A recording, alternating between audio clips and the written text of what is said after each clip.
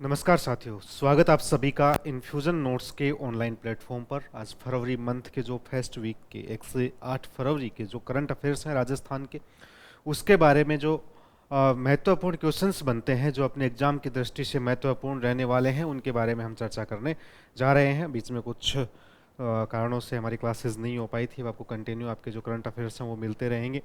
तो आइए सबसे पहले जो अपना क्वेश्चन है वो देखते हैं क्या रहेगा अपना क्वेश्चन। वरुण सागर परियोजना से संबंधित है कि वरुण सागर परियोजना से अजमेर को कितना अतिरिक्त पेयजल मिलेगा। ठीक है, तो कितने मिलेगा? 1.5 mld, 2.0 mld, 2.5 mld या फिर 3.0 mld। ऑप्शन सी अपना सही हो जाएगा, 2.5। 25 लाख मेगालीटर। कितना? 25 लाख मेगालीटर पर डे जो पानी है, प्रतिदिन जो पानी है, वो अतिरिक्त मिलेगा किस परियोजना के तहत? वरुण सागर परियोजना के तहत अजमेर को। पूछ लिया जाए कि वरुण सागर परियोजना से जो लाभान्वित जिला है वो निम्नलिखित में से कौन सा है? अजमेर है। कितना लाभ इसको होने वाला है? तो 2.5 मेगालीटर पर डे जो लाभ है वो इसको मिलेगा, अतिरिक्त पेयजल इसको मिलेगा। राजस्थान विधानसभा अध्यक्ष वासुदेव देवनानी ने अजमेर शहर में सड़कों, नालों और अन्य बुनियादी ढांचा विकास कार्यों का शुभारंभ किया। इन परियोजनाओं का मुख्य उद्देश्य क्या है भाई? उद्देश्य है जल भराव, गंदे पानी के बहाव और दुर्गंध जैसी पुरानी समस्याओं का समाधान कर शहर की स्वच्छता, स्वास्थ्य, यातायात व्यवस्था और नागरिक सुविधाओं को बेहतर बनाना है। कि सड़कें बनाई जाएंगी, नाले बनाए जाएंगे और अन्य बुनियादी ढांचों का विकास कार्य करवाया जाएगा। गंदा पानी जो है वो जमा हो जाता है, उसकी प्रॉपर निकासी नहीं हो पाती है, जिसकी वजह से गंदगी होती है, दुर्गंध आती है, बदबू जैसी समस्याएं हैं, इनका निस्तारण होगा। प्रमुख कार्यों में वार्ड 67 कृष्णगंज क्षेत्र में नई सड़कों का निर्माण, बड़ी नागफनी गोपालकुंड गौशाला क्षेत्र में लगभग 800 मीटर लंबे नाले का निर्माण, लगभग 351.20 लाख लागत शामिल इसमें है, जिसमें करीब 5 वार्डों को जल भराव से राहत मिलेगी। मतलब 5 वार्डों का इसमें क्या करवाया जाएगा? विकास कार्य करवाया जाएगा। 351.20 लाख रुपए की कंप्लीट लागत इसमें आएगी। तो अपना जो मुख्य मुद्दा था, मुख्य प्रश्न जो है वो क्या बनता है? वो बनता है कि वरुण सागर परियोजना से अजमेर को अतिरिक्त कितना पेयजल मिलेगा। तो वो याद रखना भाई, 2.5 मेगालीटर पर डे मिलने वाला है। नेक्स्ट क्वेश्चन की बात कर लेते हैं। हरियाणा में आयोजित किस मेले में राजस्थान पहली बार सहभागी बना है? कि ये मेला कहाँ आयोजित हुआ? हरियाणा में आयोजित हुआ, और हरियाणा में आयोजित इस मेले में राजस्थान पहली बार सहभागी बना है। ठीक है, पहली बार सहभागी बना। कौन सा है? ताज महोत्सव, सूरजकुंड अंतर्राष्ट्रीय क्राफ्ट मेला, पुष्कर मेला या हस्तशिल्प एक्सपो दिल्ली। तो ऑप्शन बी अपना सही हो जाएगा, सूरजकुंड अंतर्राष्ट्रीय क्राफ्ट मेला जो है वो हरियाणा में आयोजित हुआ और राजस्थान इसमें पहली बार सहभागी बना। इंपॉर्टेंट क्वेश्चन है भाई, याद रख लेना इसको। राजस्थान ने पहली बार हरियाणा के सूरजकुंड अंतर्राष्ट्रीय क्राफ्ट मेले जो 31 जनवरी से 15 फरवरी 2025 तक, कब से चालू है ये? 31 जनवरी से चालू हो चुका है और 15 फरवरी तक चलेगा। ठीक है, 15 फरवरी को क्या है? महाशिवरात्रि तक ये मेला चलेगा। इस मेले में सक्रिय रूप से राजस्थान ने पहली बार सहभागी के रूप में भाग लिया। मेले में राजसीको द्वारा बनाया गया राजस्थान चौक मुख्य आकर्षण रहा, जहां लगभग 20 स्टॉल लगाए गए। राजसीको ने राजस्थान चौक बनाया, वहां पर वो उसका एक मुख्य अट्रैक्शन था इस मेले का, और यहाँ पर लगभग 20 स्टॉल लगाए गए। स्टॉलों पर क्या मिलेगा? हस्तशिल्प, खादी ग्रामोद्योग तथा ODOP, one district one product की एक जिला एक उत्पाद योजना के जो उत्पाद हैं वो प्रदर्शित वहां पर किए गए। कौन से उत्पाद? हस्तशिल्प के, खादी ग्रामोद्योग के, और एक जिला एक उत्पाद योजना के जो उत्पाद थे वो वहां पर राजस्थान चौक में जो स्टॉल लगाई गई थी, 20 स्टॉल, यहाँ पर उनकी प्रदर्शनी लगाई गई। राजस्थान के हर जिले में क्या है? पंचगौरव जो हैं वो निर्धारित किए गए हैं। एक जिला एक उत्पाद के तहत एक जिला जो है उसका मुख्य उत्पाद कौन सा है, ठीक है, वो निर्धारित किया गया है। तो उसके तहत जो उत्पाद थे, जो प्रोडक्ट थे, वो वहां पर प्रदर्शित किए गए। राज्य सरकार स्थानीय उत्पादों और कारीगरों को बढ़ावा देने, उन्हें अंतर्राष्ट्रीय राष्ट्रीय अंतर्राष्ट्रीय पहचान दिलाने पर जोर दे रही है। तो राजस्थान की जो सरकार है वो यहाँ के स्थानीय उत्पाद हैं और जो राजस्थान के जो स्थानीय कारीगर हैं उनकी कारीगरी को राष्ट्रीय और अंतर्राष्ट्रीय स्तर पर पहचान दिलाने के ऊपर राजस्थान सरकार काम कर रही है। महिला एवं बाल विकास विभाग, खादी बोर्ड और राजस्थली के उत्पाद भी यहाँ पर प्रदर्शनी में शामिल किए गए। नेक्स्ट क्वेश्चन अपना रहेगा, ग्राम पंचायत सिंदरू में नवीन पीएचसी का शिलान्यास किसने किया? तो सिंदरू में एक नई पीएचसी जो है उसका शिलान्यास किया गया, ठीक है। उसका निर्माण कार्य जो है भाई नींव रखी गई, शिलान्यास किया गया, नींव रखी गई। कौन से जगह? ग्राम पंचायत सिंदरू में। किसने किया? भजनलाल शर्मा जी ने, जोराराम कुमावत, मदन दिलावर या colonel Rajyavardhan Singh Rathore? Option B अपना सही हो जाएगा। जोराराम कुमावत ने ग्राम पंचायत सिंदरू में एक नई पीएचसी का शिलान्यास किया है, नींव रखी है।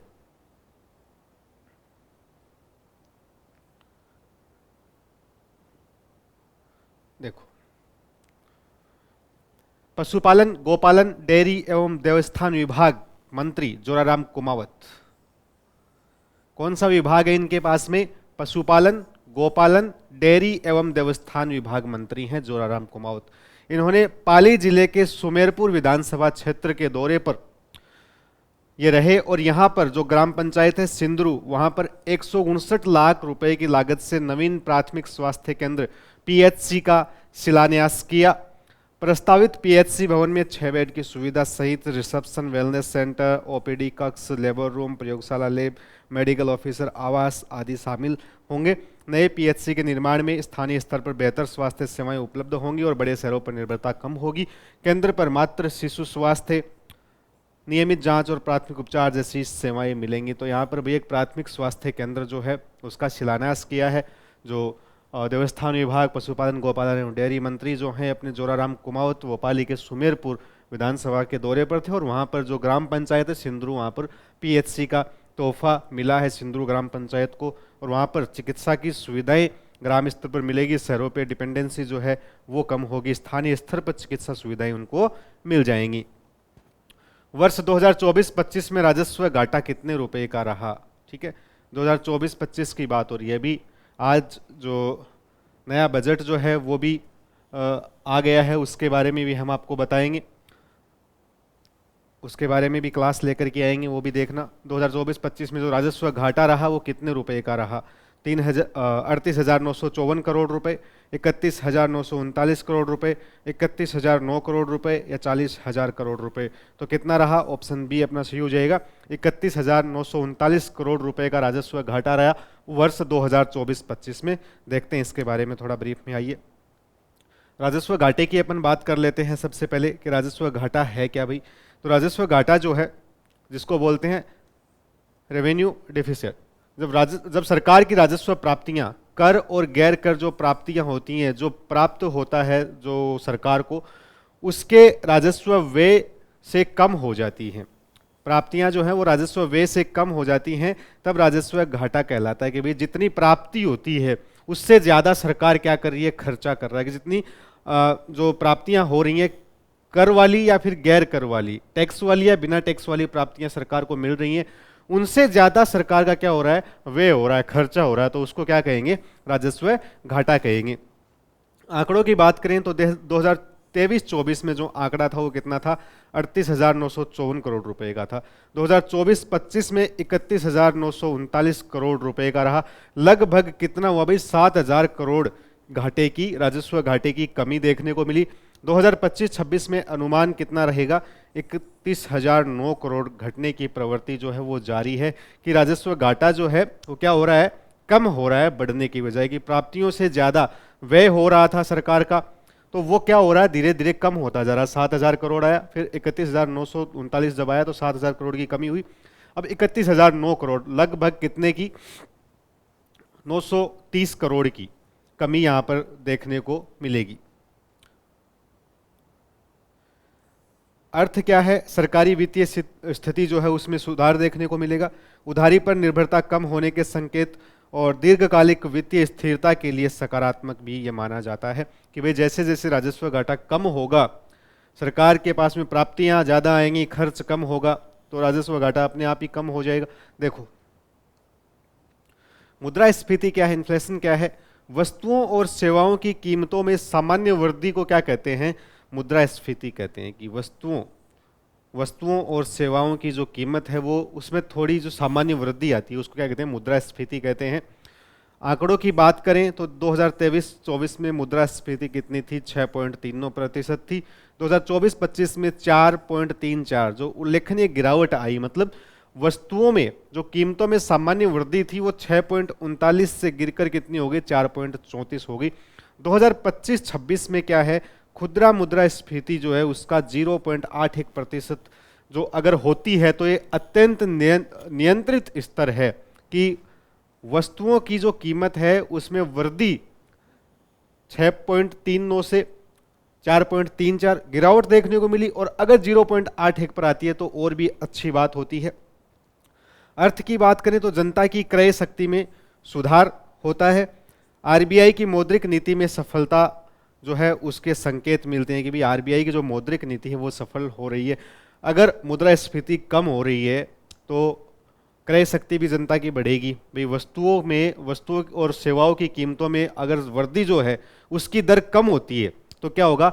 लोगों के लिए वो चीज़ें खरीदना, सेवाएं लेना क्या हो जाएगा? अफोर्डेबल हो जाएगा। कि भाई लोगों की जो क्रय शक्ति है उसमें वृद्धि हो जाएगी कि लोग और ज़्यादा वस्तुएं और सेवाओं का लाभ ले सकते हैं। लेकिन जैसे जैसे ये दर बढ़ती है, ये दर क्या होती है? बढ़ती है, तो जनता की क्रय शक्ति में कमी आ जाती है। लोग वस्तुओं और सेवाओं का लाभ जो है वो लेने से वंचित हो जाते हैं, और दर बढ़ने से, और दर कम होती है 6.39 से 2023-24 में थी, जो 2025-26 में 0.81, मतलब बहुत एक नियंत्रित स्तर जो आ गया।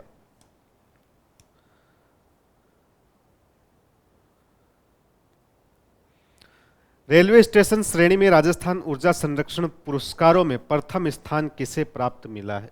किसे प्राप्त हुआ है या किसे प्रथम स्थान मिला है?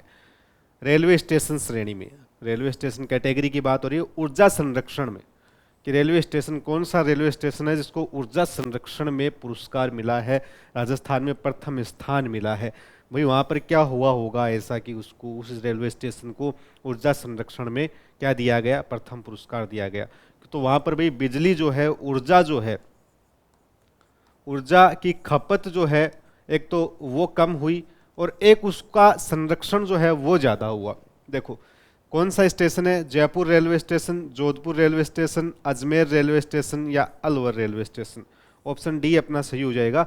अलवर रेलवे स्टेशन को ऊर्जा संरक्षण में क्या मिला है? प्रथम स्थान प्राप्त हुआ है रेलवे स्टेशन कैटेगरी में राजस्थान में। ब्रीफ में थोड़ा इसके बारे में अपन जानकारी ले लेते हैं।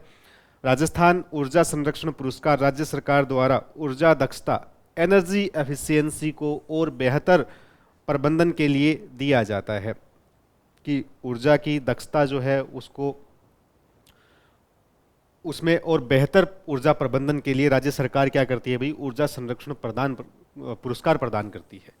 और ये पुरस्कार मिला है इस बार राजस्थान के अलवर जिले को। रेलवे स्टेशन में श्रेणी में 2 स्टेशनों को सम्मानित किया गया। रेलवे स्टेशन कैटेगरी की बात करें तो 2 रेलवे स्टेशनों को सम्मानित किया गया। अलवर रेलवे स्टेशन है, इसको प्रथम स्थान मिला। दूसरा स्थान किसे मिला है? जयपुर रेलवे स्टेशन को सेकंड स्थान मिला है। चयन का आधार क्या होता है? कि इतने सारे रेलवे स्टेशन हैं, उनमें इनको ही 2 को ही क्यों चुना गया? सेवा आराम सूचकांक SCI, सर्विस कंफर्ट इंडेक्स जो है, इस सूचकांक के आधार पर इनको चुना जाता है। तो इस प्रकार के डीप क्वेश्चंस पूछे जाते हैं भाई कि ऊर्जा दक्षता पुरस्कार अलवर जिले को मिला, तो ये ऊर्जा दक्षता श्रेणी में रेलवे स्टेशन को कौन से सूचकांक के तहत चुना जाता है? तो सेवा आराम सूचकांक SCI, सर्विस कंफर्ट इंडेक्स के तो आधार पर इनको सेलेक्ट किया जाता है। राजस्थान का स्वच्छता एम्बेसडर किसे नियुक्त किया गया है? स्वच्छता एम्बेसडर रवि जैन, भजनलाल शर्मा, के गुप्ता, अशोक गहलोत। तो के गुप्ता, ऑप्शन सी अपना सही हो जाएगा कि राजस्थान का स्वच्छता एम्बेसडर के गुप्ता को नियुक्त किया गया है। राजस्थान स्वच्छता एम्बेसडर की नियुक्ति के बारे में अपन बात करते हैं तो के गुप्ता को राजस्थान का स्वच्छता एम्बेसडर नियुक्त किया गया है। के गुप्ता स्वच्छ भारत मिशन ग्रामीण के राज्य समन्वयक हैं। डूंगरपुर नगर परिषद के पूर्व अध्यक्ष रह चुके हैं। नियुक्ति के आदेश जो रवि जैन है आयुक्त एवं सचिव स्वायत्त शासन विभाग के द्वारा जारी किए गए। के गुप्ता इससे पहले भी 2 बार राज्य सरकार के स्वच्छता ब्रांड एम्बेसडर रह चुके हैं। इससे पहले भी 2 बार रह चुके हैं, मतलब इस बार इनकी जो नियुक्ति हुई है वो कौन सी बार है? तीसरी बार। इन्हें विशेष रूप से डूंगरपुर मॉडल के लिए जाना जाता है। डूंगरपुर मॉडल को राज्य एवं राष्ट्रीय स्तर पर कई पुरस्कार प्राप्त हो चुके हैं। तो डूंगरपुर स्वच्छता मॉडल के लिए इनको जाना जाता है। इनकी वजह से जो डूंगरपुर जिला है उसको राष्ट्रीय और राज्य स्तर पर कई बार पुरस्कार जो हैं वो प्राप्त हो चुके हैं। इस तर्ज के लिए प्रसिद्ध हैं और इसलिए इनको तीसरी बार स्वच्छता का ब्रांड एम्बेसडर नियुक्त किया गया है। राजस्थान में सेक्टोरल ग्रुप ऑफ सेक्रेटरीज की शुरुआत किसके द्वारा की गई? सेक्टोरल ग्रुप ऑफ सेक्रेटरीज, ठीक है। राजस्थान में एक ग्रुप है जिसका नाम है सेक्टोरल ग्रुप ऑफ सेक्रेटरीज। इसकी शुरुआत किसके द्वारा की गई? मुख्यमंत्री के द्वारा, राज्यपाल के द्वारा, मुख्य सचिव के द्वारा या फिर कैबिनेट सचिव के द्वारा। तो ऑप्शन सी अपना सही हो जाएगा कि राजस्थान में सेक्टोरल ग्रुप ऑफ सेक्रेटरीज की शुरुआत मुख्य सचिव, जो चीफ सेक्रेटरी है अपना, कौन है? चीफ सेक्रेटरी है, मुख्य सचिव है, उसके द्वारा इसकी शुरुआत की गई। राजस्थान में सेक्टोरल ग्रुप ऑफ सेक्रेटरीज के गठन की अपन बात करें तो राजस्थान में केंद्र सरकार के नवाचार मॉडल की, केंद्र सरकार का एक नवाचार मॉडल है सेक्टोरल ग्रुप ऑफ सेक्रेटरीज को लागू किया गया है। इसको केंद्र सरकार का मॉडल है, इसको राज्य सरकार ने भी लागू किया। इस पहल को राजस्थान के मुख्य सचिव वी श्रीनिवास द्वारा लागू किया गया। राजस्थान के मुख्य सचिव कौन है? वी श्रीनिवास हैं। इनके द्वारा इसे लागू किया गया। यह मॉडल केंद्र सरकार में सुशासन, जो गुड गवर्नेंस है, के लिए अत्यंत सफल रहा है। तो इसकी सफलता को देखते हुए राजस्थान में भी इस मॉडल को लागू किया गया। मुख्य सचिव के निर्देश पर प्रशासनिक सुधार एवं समन्वय विभाग ने कुल 7 सेक्टोरल ग्रुप ऑफ सेक्रेटरीज के गठन के आदेश जारी किए। तो इंपॉर्टेंट लाइन है भाई, याद रखना इसको कि सेक्टोरल ग्रुप ऑफ सेक्रेटरीज जो राजस्थान में लागू किया गया है के तहत कितने ग्रुप बनाए गए हैं, कितने ग्रुप का गठन किया गया है? तो कितने का? 7 सेक्टोरल ग्रुप का गठन किया गया है। इसका उद्देश्य क्या है, बात कर लेते हैं उद्देश्य की। तो विभागों के बीच बेहतर समन्वय, जो राजस्थान सरकार के विभिन्न विभाग हैं उनके बीच में बेहतर समन्वय के लिए इसको बनाया गया है, इसका गठन किया गया है। निर्णय प्रक्रिया को तेज बनाना, कि कोई भी आप डिसीजन लेते हैं उस प्रक्रिया को क्या बनाना? तेज बनाना। प्रशासनिक दक्षता बढ़ाना, गुड गवर्नेंस के लिए क्या है? सुशासन के लिए क्या है? बहुत ज्यादा उपयोगी रह चुका है। केंद्र सरकार में ये मॉडल लागू किया गया, किफायती रहा, इसलिए राज्य सरकार ने भी इसको लागू किया। राजस्थान का केस प्लस मॉडल किस समस्या से निपटने के लिए लागू किया गया? एक मॉडल है जिसका नाम क्या है भाई? केस प्लस मॉडल है। किस समस्या से निपटने के लिए? बेरोजगारी से निपटने के लिए, महिला शिक्षा से निपटने के लिए, महिला शिक्षा में जो चुनौतियां आती हैं उनसे निपटने के लिए, बाल एवं मातृ कुपोषण वाली समस्या से निपटने के लिए, या ग्रामीण पलायन, जो ग्रामीण क्षेत्र के लोग हैं वो शहरों की ओर पलायन कर जाते हैं बेहतर इनकम के लिए, अच्छी जीवन यापन अपना करने के लिए, अपने जीवन स्तर को सुधारने के लिए ग्रामीण लोग जो हैं वो क्या करते हैं? पलायन कर जाते हैं, उसके लिए। तो केस प्लस मॉडल जो है वो राजस्थान में लागू किया गया बाल एवं मातृ कुपोषण के लिए, ठीक है। तो ऑप्शन सी अपना सही हो जाएगा। किस समस्या से निपटने के लिए किया गया केस प्लस मॉडल? बाल एवं मातृ कुपोषण। क्वेश्चन कुछ इस तरह से भी पूछ लिया जाता है कि राजस्थान में बाल एवं मातृ कुपोषण जैसी समस्या से निपटने के लिए निम्नलिखित में से कौन सा मॉडल लागू किया गया? तो केस प्लस मॉडल। राजस्थान का केस प्लस मॉडल बाल एवं मातृत्व कुपोषण से निपटने के उद्देश्य से लागू किया गया, जिसकी अभी हम बात करके आए हैं। लागू जिले कौन कौन से हैं ये याद ध्यान रख लेना भाई, इसके बारे में पूछ लिया जाएगा। तो कौन कौन से जिले हैं जो केस प्लस मॉडल के अंतर्गत आते हैं? सबसे पहले यहाँ से स्टार्ट किया गया है, इन जिलों से शुरू किया गया है। तो प्रतापगढ़, डूंगरपुर, बांसवाड़ा, उदयपुर और बारां, ठीक है। 5 जिले हैं, प्रतापगढ़, डूंगरपुर, बांसवाड़ा, उदयपुर और बारां। योजनाओं का एकीकरण प्रधानमंत्री मातृ वंदन योजना और मुख्यमंत्री मातृत्व पोषण योजना है। इन 2 योजनाओं को क्या किया गया है? इनको इंटीग्रेट किया गया है, इनका एकीकरण किया गया है। इनको एकीकृत करके एकीकृत करके कौन सा मॉडल बनाया गया? केस प्लस मॉडल बनाया गया। इन दोनों योजनाओं के नगद लाभ जो हैं उसको हस्तांतरण, कैश ट्रांसफर को एक साथ जोड़कर लागू किया गया ये मॉडल है। तो बहुत ही इंपॉर्टेंट लाइन है। जो केस प्लस मॉडल है वो कौन सी दो योजनाओं के एकीकरण से, कौन सी दो योजनाओं को इंटीग्रेट करके बनाया गया है? तो कौन सी दो योजनाएं हैं? पहली हो जाएगी प्रधानमंत्री मातृ वंदन योजना और दूसरी हो जाएगी मुख्यमंत्री मातृत्व पोषण योजना। ये दो योजनाएं हैं। इनका जो नगद लाभ होता है, इन दोनों योजनाओं के तहत जो पात्र जो आवेदक है उसको जो नगद लाभ मिलता है, कैश ट्रांसफर जो कैश मिलता है उसको ट्रांसफर करके एक साथ जोड़कर इस नियम को लागू किया गया है।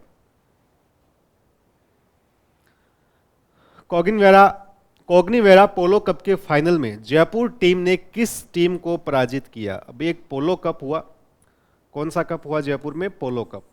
नाम क्या था उसका? कोग्निवेरा पोलो कप का फाइनल हुआ, उसमें जयपुर की टीम ने दूसरी टीम को हराया। विजेता कौन रहा?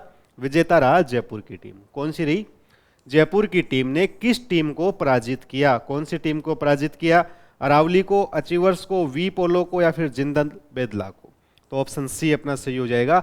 वी पोलो टीम जो थी उसको पराजित करके जयपुर की टीम ने कौन सा कप अपने नाम किया? कोग्निवेरा पोलो कप अपने नाम किया। देखो कुछ इंपॉर्टेंट फैक्ट्स जो हैं, कुछ स्टेट्स हैं, इसके आंकड़े हैं, उनके बारे में अपन बात कर लेते हैं। कोग्निवेरा पोलो कप है क्या? कोग्निवेरा पोलो कप के फाइनल में जयपुर की टीम ने वी पोलो टीम को 5-2 से हराया। ठीक है, जयपुर की टीम का स्कोर क्या था? जयपुर की टीम का स्कोर था 5 और वी पोलो टीम जो है उसका स्कोर क्या रहा? 2 रहा। 5-2 से हार मिली वी पोलो टीम को। मैच के स्थान की बात की जाए तो राजस्थान पोलो क्लब ग्राउंड में इसका आयोजन किया गया। ट्रॉफी वितरण की बात की जाए तो राजस्थान में जो कोग्निवेरा पोलो कप हुआ, इसमें बॉलीवुड अभिनेत्री जो है शिल्पा शेट्टी, इसके द्वारा ट्रॉफी वितरित की गई, दी गई। इस अवसर पर समिता शेट्टी भी उपस्थित रही, जो इनकी बहन है शिल्पा शेट्टी की, समिता शेट्टी। कमलेश शर्मा कोग्निवेरा के एमडी भी समारोह में मौजूद रहे।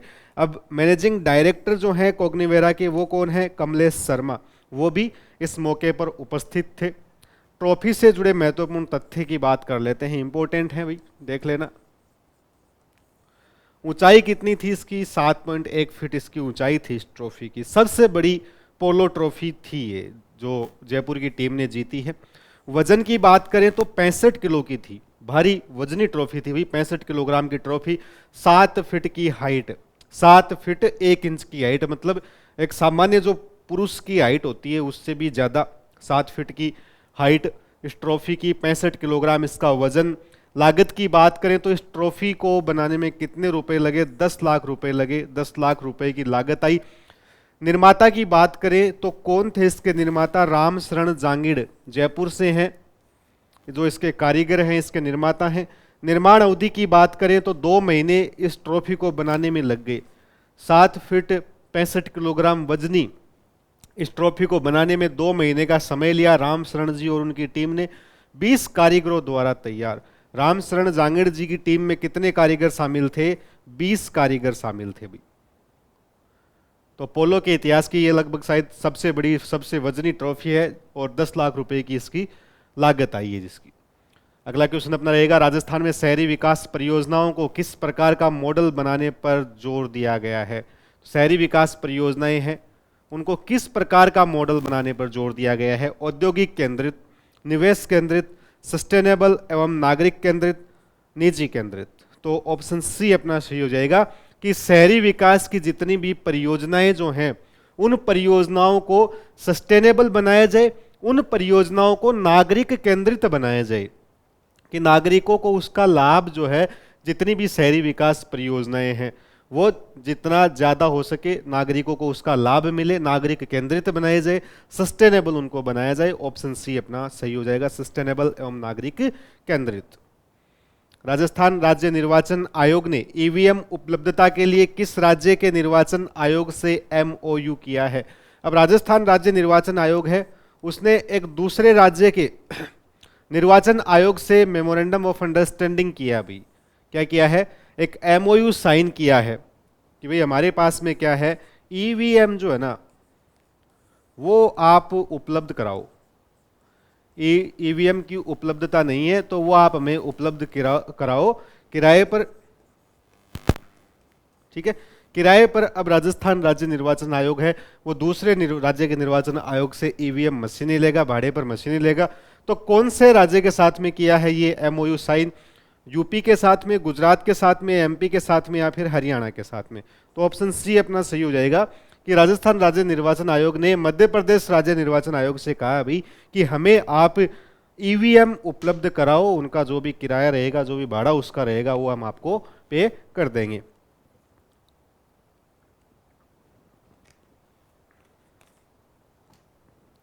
देखो यह एमओयू पूर्व में हुए ईवीएम समझौते का विस्तार है, एक्सटेंशन है। पहले यह समझौता हो चुका है, इस समझौते को दोबारा बढ़ाया गया है, एक्सटेंशन किया गया है, इसका विस्तार किया गया है। एमओयू के अंतर्गत ईवीएम की उपलब्धता मध्य प्रदेश राज्य निर्वाचन आयोग के द्वारा राजस्थान को करवाई जाएगी।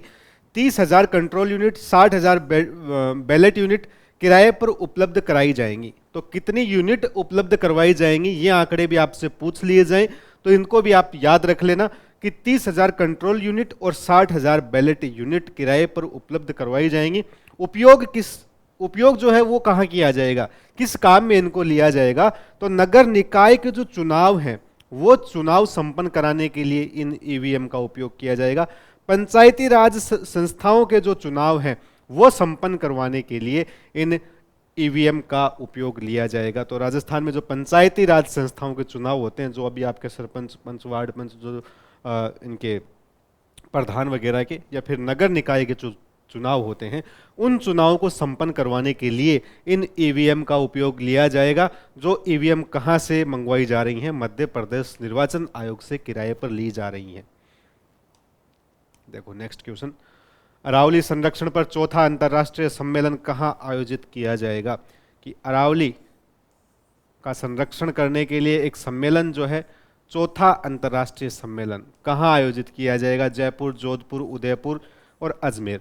तो ऑप्शन सी अपना सही हो जाएगा, उदयपुर जिले में अरावली संरक्षण पर चौथा अंतर्राष्ट्रीय सम्मेलन आयोजित किया जाएगा। अरावली संरक्षण पर चौथा अंतर्राष्ट्रीय सम्मेलन बात कर लेते हैं, इसकी आयोजन किया जाएगा 7-8 फरवरी 2026। स्थान की बात करें तो उदयपुर, स्थल की बात करें तो राजस्थान विद्यापीठ परिसर जो है, राजस्थान विद्यापीठ का जो कैंपस है वहां पर इसका आयोजन किया जाएगा उदयपुर में। यह अरावली संरक्षण को लेकर आयोजित चौथा अंतर्राष्ट्रीय सम्मेलन है। तो कब आयोजित हुआ, 7 से 8 फरवरी 2026 चौथा अंतर्राष्ट्रीय सम्मेलन अरावली संरक्षण पर, राजस्थान विद्यापीठ का जो कैंपस है वहां उदयपुर में इसका आयोजन किया गया। अरावली संरक्षण को लेकर यह चौथा आयोजित अंतर्राष्ट्रीय सम्मेलन। सम्मेलन के मुख्य तथ्यों की उद्देश्य की अपन बात करें तो अरावली पर्वतमाला से जुड़ी विरासत, संस्कृति, प्रकृति एवं जैव विविधता, कृषि और मिट्टी संरक्षण, पहाड़ियां और जल संरक्षण, अरावली क्षेत्र के संरक्षण, संवर्धन और सतत प्रबंधन पर विचार मंथन इस सम्मेलन में किया जाएगा। और जलवायु परिवर्तन, मरुस्थलीकरण और भूजल संकट के संदर्भ में अरावली की भूमिका पर चर्चा इस सम्मेलन में की गई कि किस प्रकार से अरावली महत्वपूर्ण है जलवायु परिवर्तन के लिए, किस प्रकार से अरावली महत्वपूर्ण है मरुस्थलीकरण को रोकने के लिए, कि अगर अरावली का विनाश हो गया तो मरुस्थल जो है वो और आगे बढ़ता चला जाएगा, पूरे राजस्थान को कवर कर लेगा और एक भयंकर समस्या जो है वो इन फ्यूचर आगे आने वाली पीढ़ियों के सामने खड़ी हो जाएगी। भूजल संकट के संदर्भ में अरावली की क्या भूमिका है, इन सब चीजों के ऊपर इस सम्मेलन में चर्चा की गई। नेक्स्ट क्वेश्चन अपना रहेगा, influencer book of the world records, influencer book of world records और India book of world records का संयुक्त कॉन्क्लेव कहां आयोजित हुआ। अब ये दो influencer book of world records है और एक India book of world records है, इन दोनों का एक संयुक्त कॉन्क्लेव हुआ और वो कहां आयोजित हुआ, जवाहर कला केंद्र में, राजस्थान इंटरनेशनल सेंटर में, टाउन हॉल जयपुर में, बिरला ऑडिटोरियम में। ऑप्शन बी अपना सही हो जाएगा, राजस्थान इंटरनेशनल सेंटर। RIC में India book of world record और influencer book of world records का संयुक्त कॉन्क्लेव आयोजित किया गया। बात कर लेते हैं ब्रीफ में इसके कुछ डिटेल्स के बारे में। तो संयुक्त कॉन्क्लेव जो है वो किसका था? इन्फ्लुएंसर और India book of world records का था। हाल ही में राजस्थान इंटरनेशनल सेंटर में एक भव्य कॉन्क्लेव आयोजित हुआ। आयोजन influencer book of world record, India book of world record का संयुक्त कॉन्क्लेव था। उद्देश्य क्या था इसकी बात कर लेते हैं। डिजिटल मीडिया, सोशल मीडिया और ब्लॉगिंग क्षेत्र में उत्कृष्ट योगदान देने वालों को सम्मानित करना, कि भाई डिजिटल मीडिया, सोशल मीडिया और ब्लॉगिंग के क्षेत्र में जो अपना उत्कृष्ट योगदान दे रहे हैं, अहम योगदान दे रहे हैं, इस क्षेत्र में आगे बढ़ रहे हैं, अपना नाम कमा रहे हैं, उन लोगों को, उन इन्फ्लुएंसर्स को क्या करना? सम्मानित करना।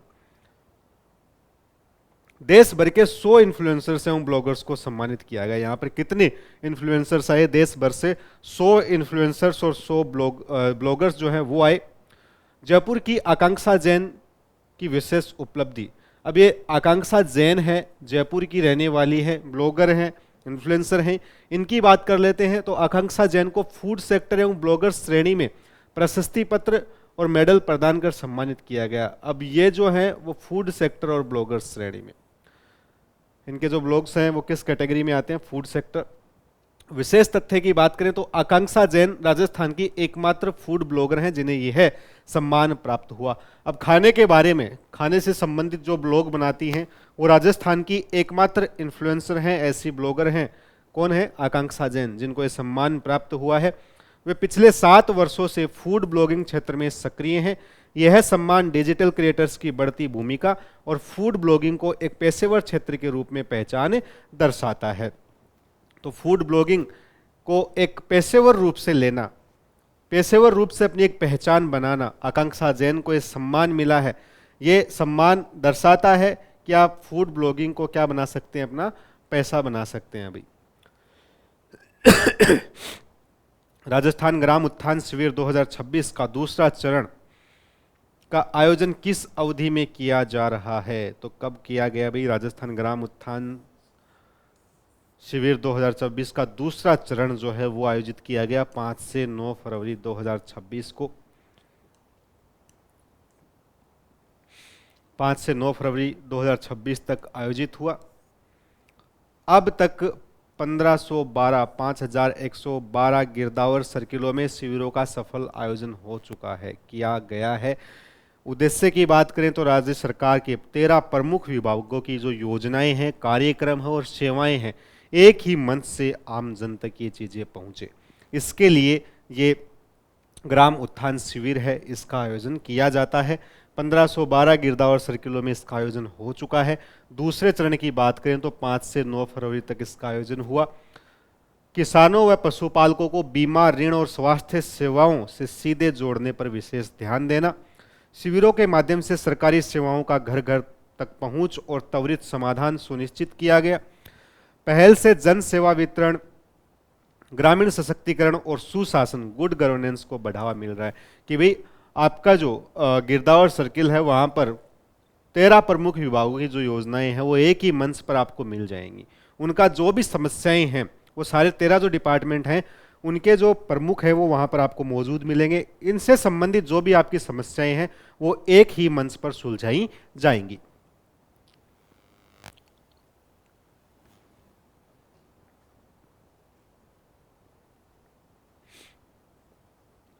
नेक्स्ट क्वेश्चन अपना रहेगा, रुद्र सशस्त्र हेलीकॉप्टर उड़ाने वाली भारतीय सेना की पहली महिला पायलट कौन है?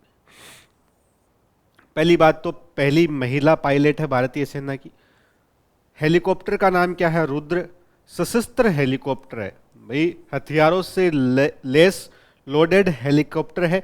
इसको उड़ाने वाली पहली, सेना की पहली महिला pilot captain Shivani, captain Hansja Sharma, major Suman Rao, flight lieutenant Bhawana Kanth. Option B अपना सही हो जाएगा। कैप्टन हंसजा शर्मा भारतीय सेना की पहली महिला पायलट है जो शस्त्र जो हैं, हथियार जो है उनसे लेस हेलीकॉप्टर उड़ाने वाली पहली महिला बनी है। हेलीकॉप्टर का क्या नाम है? रुद्र इसका नाम है। कैप्टन हंसजा शर्मा भारतीय सेना की पहली महिला पायलट बनी जो रुद्र अटैक हेलीकॉप्टर ALH-WSI उड़ाने के लिए योग्य हुई।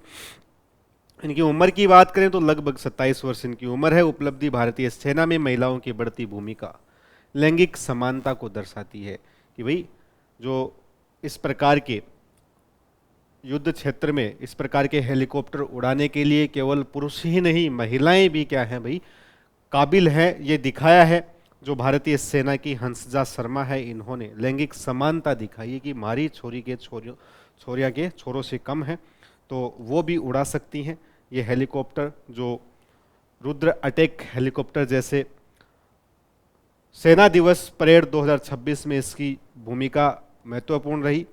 अवसर क्या था? सेना दिवस परेड 2026, स्थान की बात करें राजस्थान।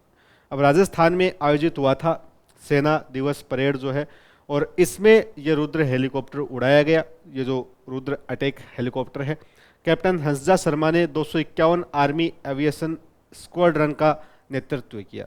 अब बात करें तो हंसजा शर्मा ने कौन सी विंग का नेतृत्व किया? तो 251 आर्मी एविएशन स्क्वाड्रन का नेतृत्व किया।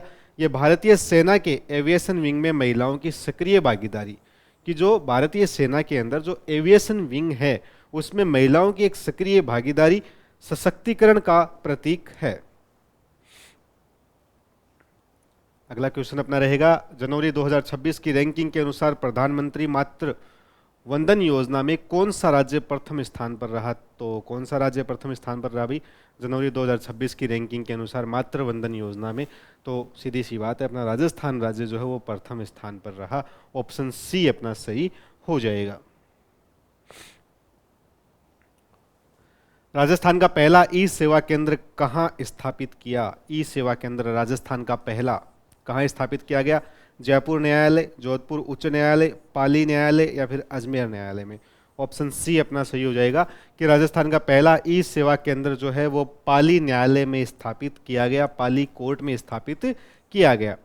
इंडिया स्टोन मार्ट 2026 का आयोजन कहाँ किया गया? Stone mart 2026, India stone mart 2026 का आयोजन जोधपुर, किशनगढ़, जयपुर या फिर उदयपुर? ऑप्शन सी अपना सही हो जाएगा, JECC जयपुर में इंडिया स्टोन मार्ट 2026 का आयोजन किया गया।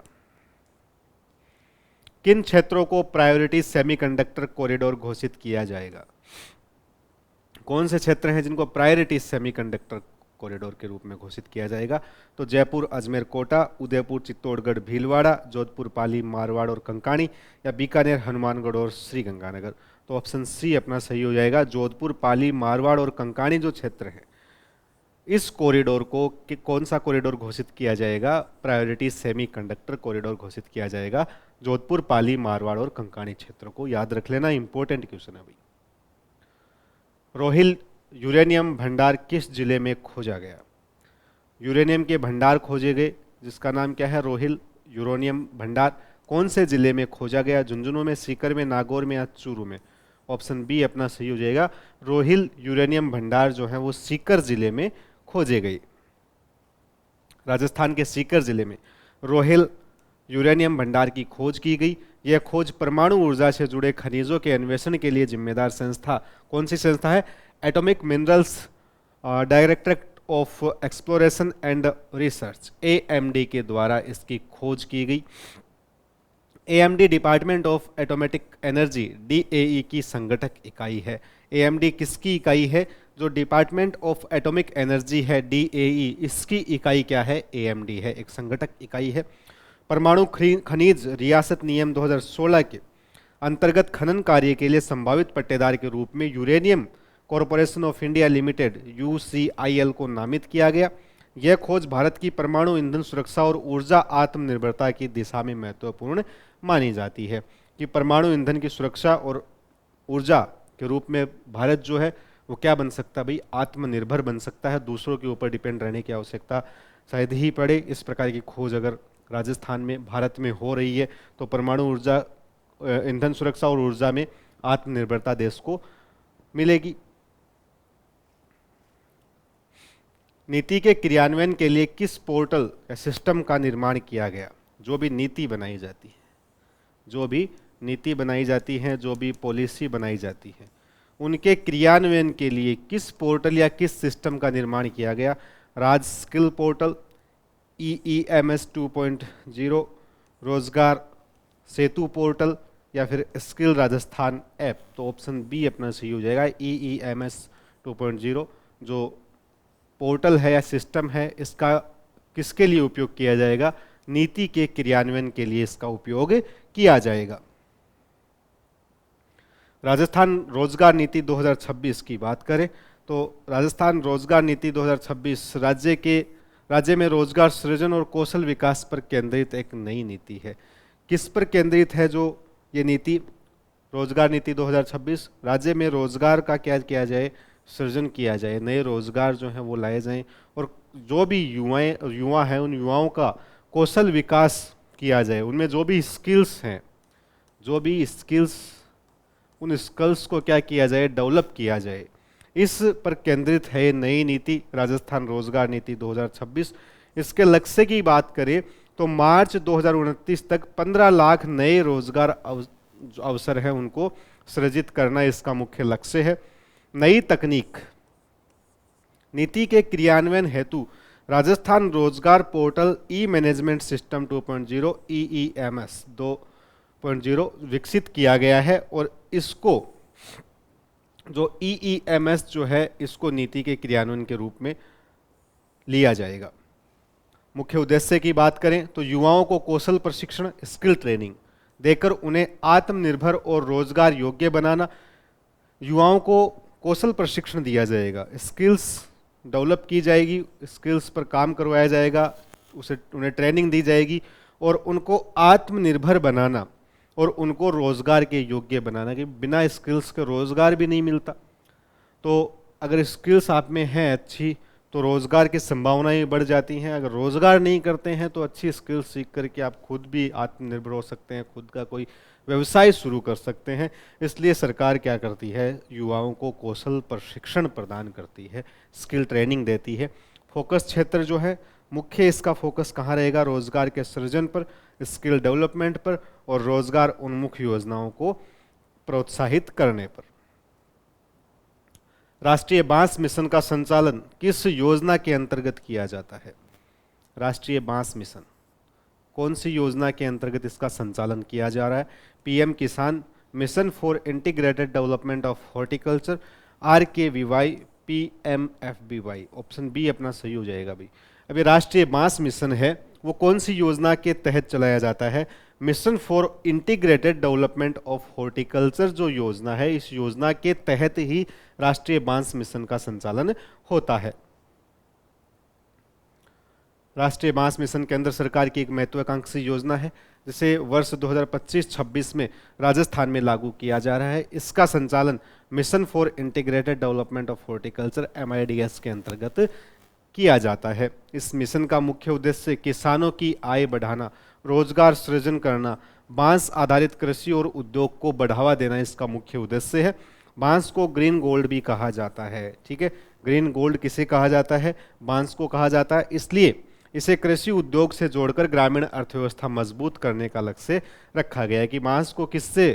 कृषि उद्योग से जोड़ा गया है ताकि इससे क्या हो सके? ग्रामीण अर्थव्यवस्था जो है इसको और ज़्यादा मजबूत बन सके, इसके उत्पादन से, इसके व्यापार से। इस योजना में केंद्र राज्य वित्तीय साझेदारी 60:40 है कि 60% किसकी साझेदारी? केंद्र की, और 40% राज्य की वित्तीय साझेदारी रहेगी। राजस्थान में इस मिशन के लिए लगभग 51 लाख का बजट निर्धारित किया गया है। 51 लाख रुपए का बजट राजस्थान में निर्धारित किया गया है। यह योजना मुख्य रूप से उदयपुर, प्रतापगढ़, बांसवाड़ा, डूंगरपुर, सिरोही और झालावाड़ जिलों में लागू की जा रही है। तो इसके लाभान्वित क्षेत्र कौन कौन से हैं? उदयपुर, प्रतापगढ़, बांसवाड़ा, डूंगरपुर, सिरोही और झालावाड़, ये इसके लाभान्वित जिले हैं जहां पर शुरुआत में इस योजना को शुरू किया जा रहा है प्रारंभिक चरण में, जहां बांस उत्पादन और आधारित गतिविधियों की अच्छी संभावनाएं हैं। तो जिन क्षेत्रों में बांस के उत्पादन और बांस उत्पादन पर आधारित जो गतिविधियां हैं उनकी अच्छी संभावनाएं जिन जिलों में होगी, जिन क्षेत्रों में होगी, वहां पर ये योजना जो है लागू की जाएगी। वियान मलिक ने किस पर्वत की चोटी पर तिरंगा फहराया? वियान मलिक पर्वतारोही हैं भाई। ठीक है, इन्होंने कौन से पर्वत की चोटी पर तिरंगा फहराया है? Mount Elbrus, mount Kilimanjaro, mount Kosciuszko या माउंट केनिया? तो कौन सा है? माउंट किलिमंजारो जो पर्वत चोटी है, इस पर्वत चोटी पर वियान मलिक ने तिरंगा फहराया, इस चोटी को फतेह किया है। बात कर लेते हैं इनकी उपलब्धियों के बारे में। तो वियान मलिक को उहुरु पीक पर इन्होंने उहुरु पीक जो है, उहुरु चोटी जो है, कौन सी? उहुरु, उहुरु चोटी पर तिरंगा फहराया है। जो किलिमंजारो की चोटी है भाई, ये उहुरु पीक जो है ये किलिमंजारो की ही चोटी है। उम्र जो है इनकी वो 12 वर्ष है। रहने वाले हैं माउंट आबू सिरोही राजस्थान के। चोटी की बात करें तो उहुरु पीक, पर्वत है माउंट किलिमंजारो, देश है तंजानिया। ऊंचाई की बात करें 5895 मीटर। महाद्वीप अफ्रीका में है, विशेष अफ्रीका का सबसे ऊंचा पर्वत। ठीक है, अफ्रीका महाद्वीप का सबसे ऊंचा पर्वत माउंट किलिमंजारो, और इसकी जो चोटी है उहुरु पीक 5895 मीटर की। इस पर तिरंगा फहराने वाले, उम्र इनकी 12 वर्ष है, कहाँ के रहने वाले हैं? माउंट आबू सिरोही राजस्थान के रहने वाले हैं। नाम याद रखना, वियान मलिक। 12 वर्ष की उम्र में इन्होंने ये कारनामे किया है। पर्वतारोहण के क्षेत्र में आगे भी इस प्रकार की उपलब्धियां जो है, और बड़ी उपलब्धियां ये हासिल करेंगे। उज्जवल भविष्य है वही इनका। दौसा बांदीकुई यूआईटी की प्रथम आवासीय योजना का नाम क्या है? दौसा बांदीकुई की जो यूआईटी की प्रथम आवासीय योजना है, कौन सी आवासीय योजना है और प्रथम है ये भैया यहाँ की, इसलिए ये थोड़ी महत्वपूर्ण है। दौसा बांदीकुई क्षेत्र के लिए प्रथम आवासीय योजना है अटल आवास नगर, पंडित दीनदयाल उपाध्याय नगर, अमृत सिटी योजना, जन कल्याण आवास योजना। ऑप्शन बी अपना सही हो जाएगा, पंडित दीनदयाल उपाध्याय नगर यूआईटी की प्रथम आवासीय योजना है, ये जो दौसा बांदीकुई की। Harshvardhan Singh Sankhawat junior national canoeing प्रतियोगिता में किस स्पर्धा में स्वर्ण पदक जीता? तो जो कैनोइंग प्रतियोगिता है, इसमें एक स्पर्धा होती है अलग अलग कैटेगरी की। कौन सी स्पर्धा में इन्होंने गोल्ड मेडल जीता है? नाम याद रखना, हर्षवर्धन सिंह सांखावत। किस प्रकार की थी? जूनियर लेवल की थी भैया। कौन सी? जूनियर लेवल की।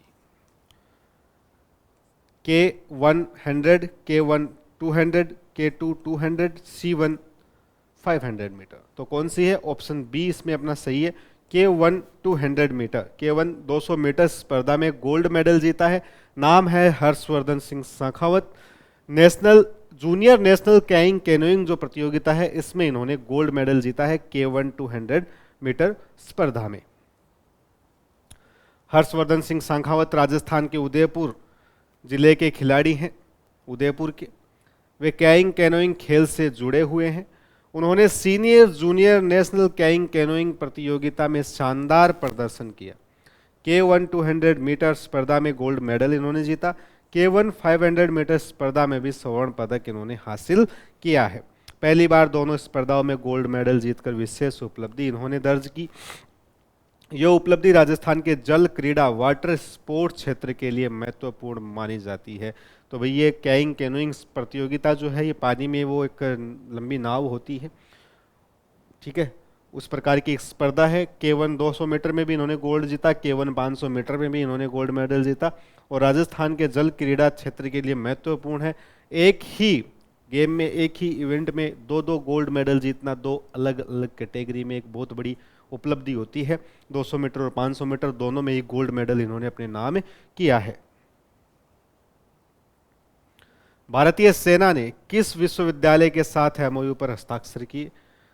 तो इंडियन आर्मी ने एक यूनिवर्सिटी के साथ में मेमोरेंडम ऑफ अंडरस्टैंडिंग किया है, समझौता ज्ञापन पर हस्ताक्षर किए हैं। AIIMS Jodhpur, MGU MST Jaipur, RUHS Jaipur, SMS medical college. तो ऑप्शन बी अपना सही हो जाएगा कि इंडियन आर्मी ने MGU MST जयपुर यूनिवर्सिटी के साथ में क्या किया है? एक मेमोरेंडम ऑफ अंडरस्टैंडिंग किया है, समझौता ज्ञापन पर हस्ताक्षर किया है। क्यों किया है उसके बारे में अपन बात कर लेते हैं। तो भारतीय सेना ने जयपुर में स्थित Mahatma Gandhi university of medical science and technology MGU MST के साथ एक महत्वपूर्ण MOU पर साइन किए हैं। यह समझौता 3 फरवरी 2026 को जयपुर राजस्थान में हुआ। MOU का मुख्य उद्देश्य की बात करें तो सेवारत सैनिक, सेवानिवृत्त सैनिक, एक्स सर्विसमैन जो हैं और उनके आश्रितों को लाभ देना इसका मुख्य उद्देश्य है। समझौते के तहत उन्हें उच्च स्तरीय चिकित्सा शिक्षा, विशेष प्रशिक्षण, बेहतर स्वास्थ्य सेवाएं उपलब्ध कराई जाएंगी। यह पहल सैनिक कल्याण, मेडिकल ट्रेनिंग और रक्षा नागरिक संस्थान सहयोग का महत्वपूर्ण उदाहरण है। अभी जयपुर में यूनिवर्सिटी है, Mahatma Gandhi university of medical sciences and technology. तो इंडियन आर्मी ने इसके साथ में एक समझौता ज्ञापन पर हस्ताक्षर किए और कहा कि भाई हमारे जो एक्स सर्विसमैन जो हैं, जो हमारे रिटायर्ड जवान हैं, उनको या उनके जो आश्रित हैं कि भाई रिटायर होके आते हैं, चाहे तो वो प्रशिक्षण लेना चाहिए, या फिर उनके जो आश्रित हैं वो आपसे मेडिकल जो साइंस है उसके अंदर पढ़ाई करना चाहिए, मेडिकल साइंस की पढ़ाई करना चाहिए। तो इसके तहत उनको उच्च स्तरीय चिकित्सा शिक्षा जो है वो प्रोवाइड करवाओ। कौन सी यूनिवर्सिटी को कहा? Mahatma Gandhi university of medical science and technology को इंडियन आर्मी ने उनसे ये MOU साइन किया है कि सेवानिवृत्त सैनिक या सेवारत सैनिक, या फिर या तो जो सेवा में है या सेवा से निवृत्त हो चुके हैं या फिर उनके आश्रित हैं, उनको उच्च स्तरीय चिकित्सा शिक्षा देना, विशेष प्रशिक्षण उन्हें देना या बेहतर स्वास्थ्य सेवाएं जो हैं वो उपलब्ध कराना। तो इस क्षेत्र में साइन हुआ है इंडियन आर्मी और MGU जो यूनिवर्सिटी है मेडिकल साइंस की, इसके बारे में। All India stone architectural award 2025, भाई जो पत्थर के ऊपर जो कलाकारी होती है, स्टोन आर्किटेक्चर, पत्थर के ऊपर जो कारीगरी की जाती है, उससे संबंधित अवार्ड है 2025 का। किसे प्रदान किया गया? अशोक पाटनी, प्रमोद जैन, मुकेश अग्रवाल, अनिल चौधरी। तो ऑप्शन बी अपना सही हो जाएगा। प्रमोद जैन को all India stone architectural award 2025 से सम्मानित किया गया। उप मुख्यमंत्री दिया कुमारी हैं, इन्होंने वास्तुकार प्रमोद जैन को all India stone architectural award AISA 2025 से सम्मानित किया। यह सम्मान उनके उत्कृष्ट project Marwar international centre MIC Jodhpur के लिए दिया गया। अवार्ड समारोह जयपुर के सीतापुरा स्थित इंडिया स्टोन मार्ट प्रदर्शनी में आयोजित हुआ। कि जयपुर के सीतापुरा में इंडिया स्टोन मार्ट प्रदर्शनी का आयोजन हुआ, वहाँ पर इनको ये सम्मान दिया गया। मारवाड़ इंटरनेशनल सेंटर जैसे राजस्थान में है RIC, उसी तरह से MIC जो बनाया गया है जोधपुर में, वहाँ पर जो पत्थर हैं उनके ऊपर इन्होंने जो कलाकारी की है, जो ये वास्तुकार हैं प्रमोद जैन, उसके लिए इन्हें ये सम्मान प्रदान किया गया है। जूरी ने MIC को जोधपुर की स्थापत्य विरासत से प्रेरित और पत्थर के नवाचारी उपयोग वाला उत्कृष्ट भवन बताया। पुरस्कार में उन्हें ट्रॉफी दी गई और 1 लाख रुपए की नगद राशि उन्हें प्रदान की गई। प्रमोद जैन को इससे पहले Rajasthan international centre RIC Jaipur के लिए भी डिजाइन अवार्ड मिल चुका है। तो इन्होंने MIC में जो भवन बना है, वहाँ के जो पत्थरों के ऊपर जो कलाकारी हुई है उसके लिए, और RIC के लिए भी इनको पहले डिजाइन अवार्ड है वो मिल चुका है प्रमोद जैन को। 5वीं summer Rajasthan body building championship 2026 का आयोजन कहाँ होगा? 5वीं summer Rajasthan body building championship 2026 का आयोजन जयपुर, जोधपुर, बीकानेर, कोटा। तो ऑप्शन सी अपना सही हो जाएगा। बीकानेर में 5वीं summer Rajasthan body building championship 2026 का आयोजन किया जाएगा। आयोजन की बात करें तो 5वीं summer Rajasthan body building championship 2026 है। 5 अप्रैल 2026 रविवार को इसका आयोजन किया जाएगा। स्थान है पकरना है स्टेडियम बीकानेर में। आयोजक है Rajasthan state body building association. संलग्नता की बात करें तो इंडियन बॉडी बिल्डर्स फेडरेशन से संबद्ध है। प्रतियोगिता वर्ग रहेगा इसमें। सीनियर पुरुष बॉडी बिल्डर्स के 8 कैटेगरी हैं। मास्टर्स बॉडी बिल्डिंग का 1 कैटेगरी है। महिला बॉडी बिल्डिंग का एक ओपन वर्ग है और ओवरऑल बॉडी बिल्डिंग टाइटल भी इसमें शामिल हैं। तो इस प्रकार से प्रतियोगिता की अलग अलग कैटेगरी हैं। सीनियर का है, मास्टर्स का है, महिलाओं में एक ओपन कैटेगरी है और ओवरऑल बॉडी बिल्डिंग टाइटल भी इसमें शामिल है।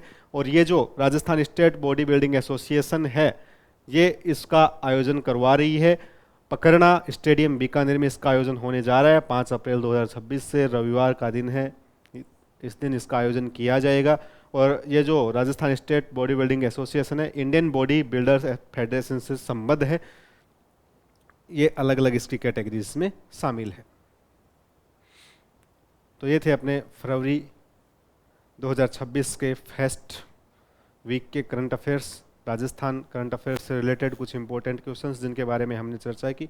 मिलेंगे जल्दी ही आपको संडे के दिन, और अपना सेकंड वीक है उसके करंट अफेयर्स लेकर के आएंगे। कुछ और चुनिंदा और महत्वपूर्ण क्वेश्चंस उसमें शामिल रहेंगे।